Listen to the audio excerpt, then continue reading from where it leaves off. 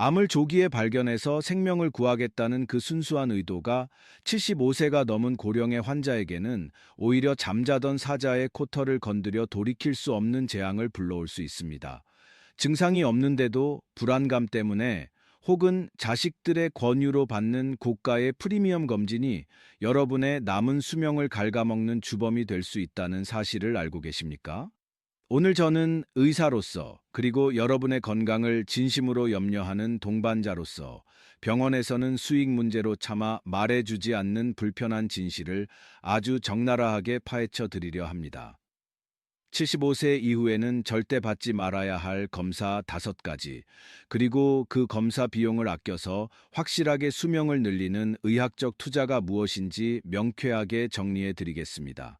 이 이야기가 궁금하시다면 지금 바로 좋아요 버튼 한번 꾹 눌러주시고 주변 소중한 분들에게도 이 진실을 공유할 준비를 해 주시기 바랍니다.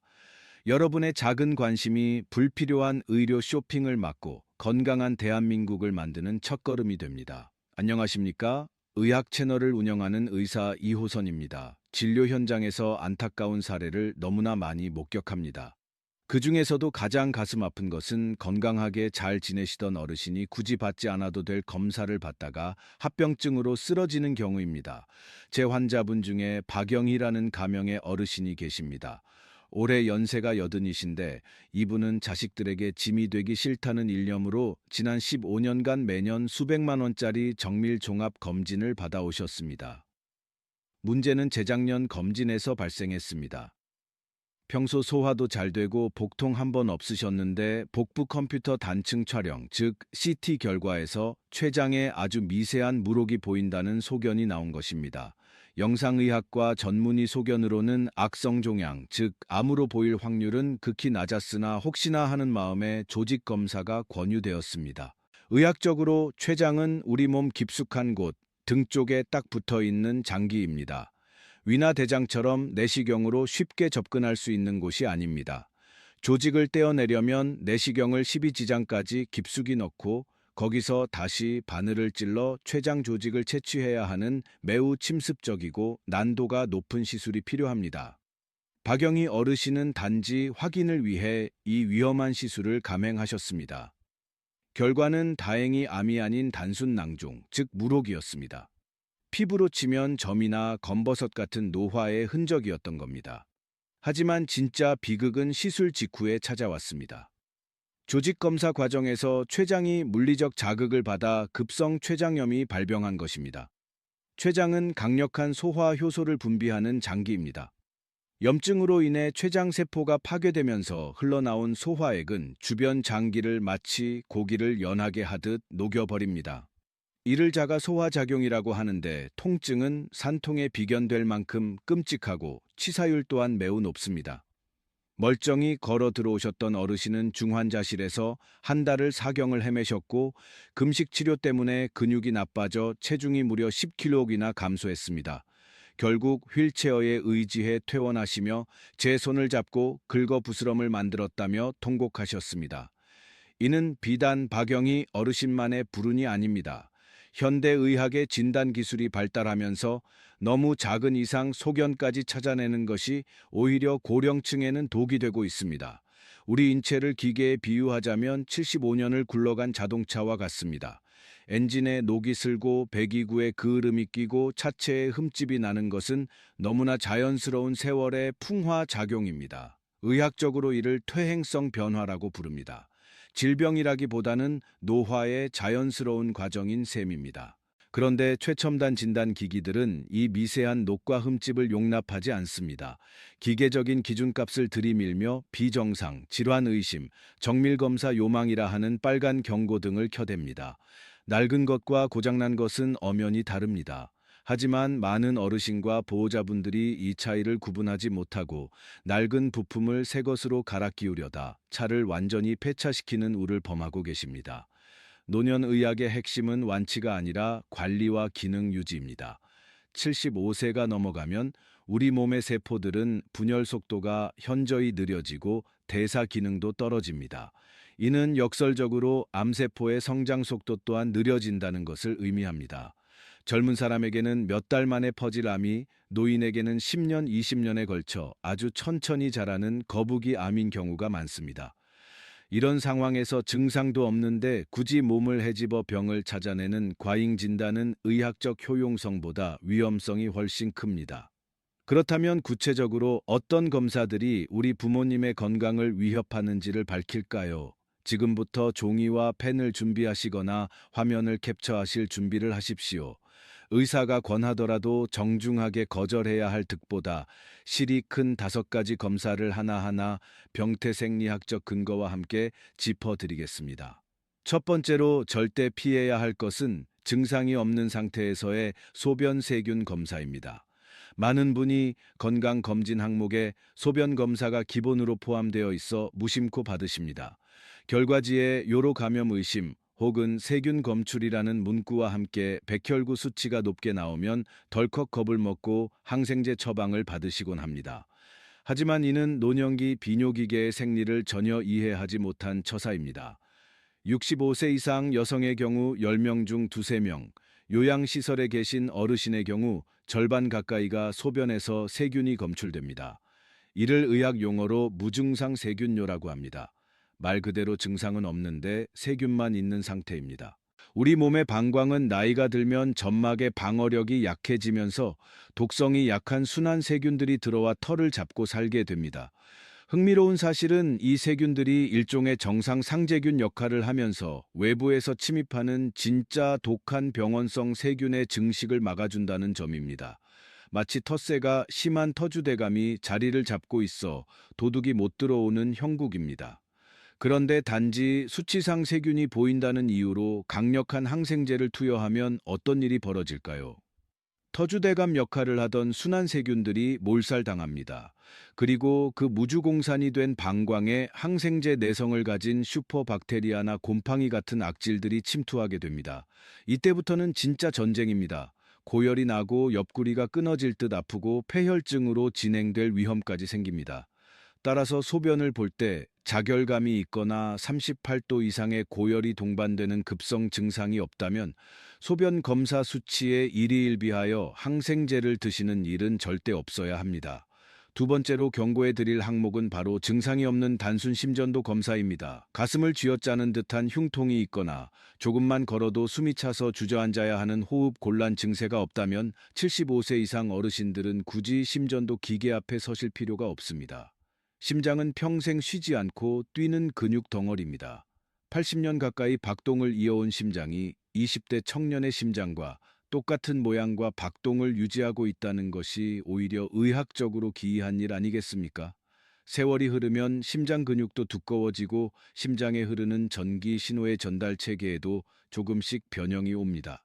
이를 의학적으로는 노화에 따른 심장의 리모델링 과정이라고 부릅니다.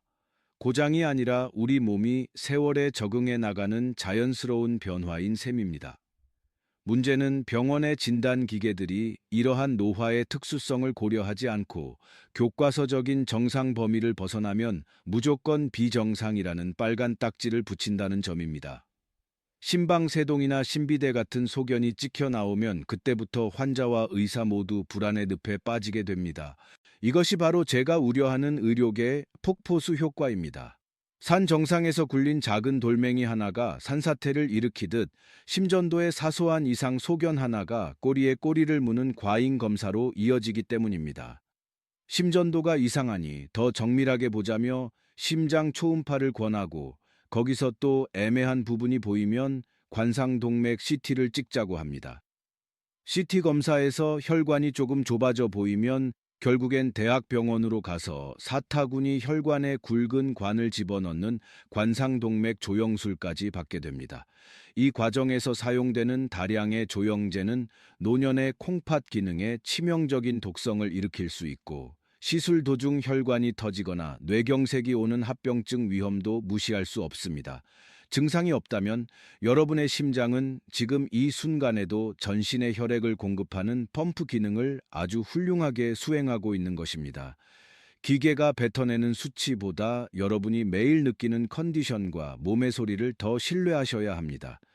세 번째로 절대 하지 말아야 할 것은 단순 요통에 찍는 척추 자기 공명 영상, 즉 MRI 검사입니다. 허리가 뻐근하고 다리가 좀 저리다고 해서 병원에 가자마자 수십만 원에서 수백만 원을 호가하는 MRI부터 찍는 것은 순서가 잘못되어도 한참 잘못된 것입니다. 여러분의 척추를 100년 된 고택, 아주 기품 있는 한옥이라고 상상해 보십시오. 오랜 세월 비바람을 견뎌온 집이기에 마루를 걸을 때마다 삐걱거리는 소리가 나고 기둥에는 온기와 생채기가 있으며 문풍지에는 구멍도 숭숭 뚫려 있을 것입니다. 이것이 집이 당장 무너질 징조일까요? 아닙니다. 그저 세월의 무게를 견뎌온 아주 튼튼하고 자연스러운 흔적일 뿐입니다. 척추도 마찬가지입니다. 실제로 허리가 전혀 아프지 않은 60세 이상 성인 10명을 데려다가 MRI를 찍어보면 그중 9명에게서 추간판 탈출증, 디스크이나 척추관 협착증 소견이 발견됩니다. 영상의학적으로는 병기지만 임상적으로는 아무런 문제가 없는 상태입니다. 이를 우리는 척추의 주름살이라고 부릅니다. 얼굴에 주름이 생겼다고 피부 이식 수술을 하지 않는 것처럼 척추의 노화 소견도 수술 대상이 아닙니다. 하지만 MRI 사진을 찍어서 눈으로 튀어나온 디스크를 확인하는 순간 사람의 심리는 묘하게 작동합니다. 멀쩡하던 허리가 더 아픈 것 같고 당장 저 튀어나온 것을 잘라내지 않으면 큰일 날 것 같은 공포심에 사로잡히게 됩니다. 이것이 바로 과잉 수술로 가는 지름길입니다. 멀쩡한 기둥을 뽑아내고 대공사를 시작하면 집이 더 빨리 무너집니다. 척추 수술도 한번 칼을 대기 시작하면 척추를 지지해주던 근육과 인대가 손상을 입어 수술 전보다 허리가 더 약해지는 경우가 허다합니다. 다리에 마비가 와서 발목에 힘이 들어가지 않거나 대소변을 가리지 못하는 마미증후군 같은 응급 상황이 아니라면 허리 통증의 정답은 영상검사가 아니라 시간과 운동입니다.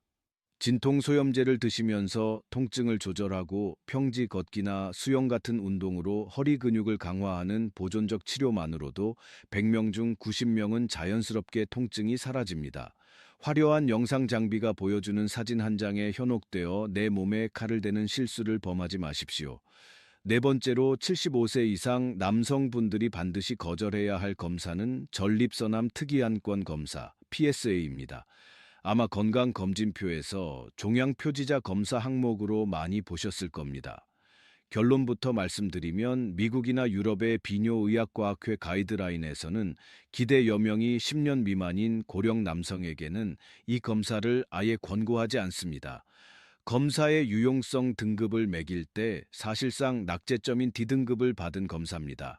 그 이유는 전립선암의 독특한 진행 양상 때문입니다. 전립선암은 앞서 말씀드린 거북이 암의 대표 주자입니다. 진행 속도가 너무나 느려서 암세포를 가지고 있더라도 그 암이 커져서 생명을 위협하거나 통증을 유발하기 전에 심혈관 질환이나 폐렴 같은 다른 노인성 질환으로 생을 마감하시는 경우가 대다수입니다. 실제로 80살이 넘어 돌아가신 남성분들을 부검해 보면 10명 중 서너 명의 전립선에서 암세포가 발견됩니다. 평생 암이 있는지도 모르고 사시는데 아무런 지장이 없었다는 뜻입니다. 이를 의학적으로는 임상적으로 의미 없는 암이라고 분류합니다. 그런데 피검사로 수치가 높게 나오면 상황은 급변합니다. 전립선 조직 검사는 항문을 통해 직장으로 초음파 기구를 넣고 전립선의 굵은 바늘을 12번 이상 찔러서 조직을 떼어내는 매우 고통스럽고 감염 위험이 높은 시술입니다. 여기서 암세포가 나오면 불안감을 이기지 못하고 수술을 감행하게 됩니다. 전립선은 골반 깊숙한 곳에 위치하며 배뇨와 성기능을 담당하는 신경다발과 얽혀 있습니다. 수술로 전립선을 드러내면 그 대가는 너무나 가혹합니다. 수술받은 환자 5명 중 1명은 평생 기저귀를 차야 하는 요실금에 시달리고 10명 중 7명은 남성 기능을 완전히 상실합니다. 100세 시대라고 하지만 남은 20, 30년의 삶을 기저귀를 찬 채 우울하게 보내시겠습니까? 아니면 내 몸속의 순한 암세포 하나쯤은 친구처럼 데리고 살면서 건강하고 존엄하게 사시겠습니까? 답은 명확합니다. 의사가 루틴하게 검사를 권하더라도 선생님, 제 나이에는 그 수치를 아는 것이 오히려 스트레스가 될 것 같습니다. 라고 웃으며 거절하시는 지혜가 필요합니다. 마지막 다섯 번째로 75세 이상 어르신들이 명예롭게 졸업하셔야 할 검사는 대장 내시경입니다. 주변 친구분이 대장암에 걸렸다는 소식을 들으면 덜컥 겁이 나서 병원으로 달려가시는 분들이 계십니다. 하지만 저는 이 연세의 무증상 대장 내시경만큼은 정말 도시락을 싸 들고 다니며 말리고 싶습니다. 의학적으로 대장 용종, 즉 선종이 암으로 진행되는 데는 선종암 과정을 거치며 짧게는 10년, 길게는 15년이라는 긴 시간이 소요됩니다. 산술적으로 계산해 봅시다. 지금 75세인 분에게 작은 용종이 하나 있다고 가정해 봅시다. 그 용종이 자라서 암이 되고 생명을 위협하려면 90세는 되어야 한다는 결론이 나옵니다. 90세까지 사시는 것은 축복이지만 그때 발생할지 안 할지도 모르는 암 때문에 지금 당장 위험을 감수할 이유는 없습니다. 여기서 말하는 위험이란 실로 심각합니다. 노화된 장 점막은 마치 젖은 종이처럼 얇고 약해져 있습니다. 내시경 기구가 조금만 잘못 닿아도 장이 찢어지는 천공이 발생할 확률이 젊은 사람보다 몇 배나 높습니다. 또한 검사를 위해 투여하는 수면 유도제나 진정제는 노년층의 심폐 기능에 급격한 저하를 일으켜 검사 도중 호흡 곤란이나 쇼크가 올 위험, 즉 마취 사고의 가능성도 배제할 수 없습니다. 빈대 잡으려다 초가삼간 태운다는 속담이 딱 들어맞는 경우입니다. 이전에 받은 검사에서 깨끗했다면, 그리고 지금 대변에 피가 섞여 나오는 혈변 증상이 있거나 이유 없이 체중이 10kg씩 빠지는 소모성 질환의 징후가 없다면 이제 대장 내시경과는 작별을 고하셔도 좋습니다. 그것이 여러분의 장을 지키는 길입니다. 자, 여기까지 들으신 분들은 이제 마음속에 큰 숙제가 하나 생기셨을 겁니다. 병원 검사도 안 받고 약도 줄이면 도대체 나는 무엇을 믿고 살아야 하나 불안한 마음이 드는 것이 당연합니다. 평생 병원이 내 건강을 지켜준다고 믿고 살아오셨으니까요. 그래서 지금부터는 병원에 갖다 바치던 그 막대한 돈과 시간을 어디에 써야 진짜 남는 장사인지 박영희 어르신이 선택한 확실한 의학적 투자처를 알려드리겠습니다. MRI 한 번 찍을 돈 80만 원이면 여러분의 남은 20년을 고통 없이 그리고 활력 넘치게 바꿀 수 있습니다. 첫 번째 투자처는 바로 고성능 대상포진 백신입니다. 여러분 대상포진 걸려보신 분들은 아실 겁니다. 그 고통은 통증의 왕이라 불릴 만큼 산통보다 심하다고 합니다. 옷만 스쳐도 칼로 베는 것처럼 아프고 밤에 잠도 못 잡니다. 그런데 많은 어르신이 예전에 보건소나 병원에서 싼 가격에 국산 생백신을 맞았으니 나는 면역이 있다고 안심하십니다. 죄송하지만 의학적으로 냉정하게 말씀드리면 그건 반쪽짜리, 아니 구멍난 방패입니다. 기존에 맞으셨던 생백신은 바이러스를 약하게 만들어 넣은 것으로 예방 효과가 50% 정도밖에 안 됩니다. 더 큰 문제는 70세가 넘으면 면역 노화로 인해 그 효과가 40% 밑으로 뚝 떨어진다는 점입니다. 주사를 맞고도 걸리는 분들이 수두룩한 이유가 바로 여기에 있습니다. 그런데 최근 의학계의 판도를 바꿀 만한 싱그릭스라는 사백신이 등장했습니다. 이것은 유전자 재조합 기술을 이용해 만든 것으로 예방 효과가 무려 97%에 달합니다. 80세가 넘으셔도 90% 이상의 강력한 항체 생성 효과를 냅니다. 한 번 맞으면 10년 이상 끄떡없다는 데이터가 이미 나와 있습니다. 문제는 가격입니다. 두 번 접종해야 하는데 50만 원에서 60만 원 정도 듭니다. 비싸다고 느끼실 수 있습니다. 하지만 한번 생각해 보십시오. 허리 안 아픈데 찍는 MRI 비용이 80만 원입니다. 그 돈으로 앨범 속에 남을 척추 사진 한 장 남기시겠습니까? 아니면 노년의 삶을 송두리째 파괴할 수 있는 대상포진이라는 끔찍한 재앙에서 97% 확률로 해방되시겠습니까? 박영희 어르신은 MRI 예약을 취소한 돈으로 부인과 함께 이 주사부터 맞으셨습니다. 이것이야말로 낭비가 아닌 진짜 생명보험입니다. 폐렴 백신도 마찬가지 원리입니다. 65세 이상은 보건소에서 이숨세가 다당질 백신을 무료로 놔주지만 병원에서 돈을 내고 맞는 프리베나 10세가 단백 접합 백신을 추가로 맞으면 예방 범위가 훨씬 넓어지고 면역 기억력이 생겨 폐렴 예방 효과가 극대화됩니다. 검사비를 아껴서 내 몸의 방어력, 즉 면역 시스템을 리모델링 하는 데 쓰십시오. 두 번째 투자처는 약국이 아니라 정육점과 과일 가게, 그리고 편안한 운동화 한 켤레입니다. 박영희 어르신은 이제 아침마다 눈 뜨면 습관처럼 찾던 영양제 통들을 다 치우셨습니다. 대신 삶은 계란 두 개와 신선한 우유 한 잔을 드십니다. 나이 들어서 기운이 없고 걸음걸이가 비틀거리는 것은 병이 아니라 근감소증 때문입니다. 우리 몸의 근육은 40대부터 매년 1%씩 줄어들어 70대가 되면 절반밖에 남지 않습니다. 근육이 없으면 뼈를 지탱하지 못해 관절이 망가지고 당분을 저장할 창고가 없어 당뇨가 오고 넘어지면 바로 골절로 이어져 자리에 눕게 됩니다. 이를 막아주는 유일한 치료제는 약이 아니라 단백질입니다. 끼니마다 고기나 생선, 두부, 계란을 본인의 손바닥 크기만큼, 두께도 손바닥 두께만큼 드셔야 합니다. 소화가 안 된다고 물에 밥 말아 드시는 것이 최악의 식단입니다. 그리고 하루 20분, 딱 20분만 투자해서 걸으십시오. 숨이 턱 끝까지 차게 뛸 필요도 없습니다. 옆 사람과 노래를 흥얼거릴 수 있을 정도로 약간의 땀이 날 정도로 기분 좋게 걸으시면 됩니다. 대규모 역학 연구 결과를 보면 하루 20분 걷는 사람은 전혀 안 걷는 사람보다 사망 위험이 30%나 낮습니다. 세상에 어떤 비싼 영양제나 보약도 사망률을 30%나 낮추는 드라마틱한 효과는 내지 못합니다. MRI 찍을 돈으로 질 좋은 소고기를 사서 드시고 발이 편한 쿠션 좋은 운동화를 사서 신으십시오. 그것이 남는 장사입니다. 세 번째로 수많은 검사 중에서 딱 하나 예외적으로 돈을 써서라도 꼭 받으셔야 할 검사가 있습니다. 바로 복부 대동맥류 초음파입니다. 특히 65세에서 75세 사이의 남성분들, 그 중에서도 과거에 담배를 피우셨거나 현재 피우고 계신 분들에게는 선택이 아닌 필수입니다. 우리 몸의 고속도로인 대동맥이 뱃속에서 풍선처럼 부풀어 오르는 병인데 이것은 증상이 전혀 없다가 어느 날 갑자기 터지면 손 쓸 틈도 없이 사망에 이르는 무서운 시한폭탄입니다. 다행인 것은 침습적인 CT가 아니라 인체에 무해한 초음파만으로도 아주 쉽게 발견할 수 있고 미리 발견하면 간단한 시술로 막을 수 있다는 점입니다. 이것은 매년 하실 필요도 없습니다. 평생 딱 한 번만 제대로 검사 받으시면 됩니다. 건강검진센터에서 패키지로 끼워 파는 갑상선 초음파나 경동맥 초음파는 증상이 없다면 과잉 진단으로 이어질 확률이 높으니 과감히 빼버리시고 딱 이 복부 대동맥류 초음파 하나만 챙기십시오. 이것이 진정한 의미의 예방의학입니다.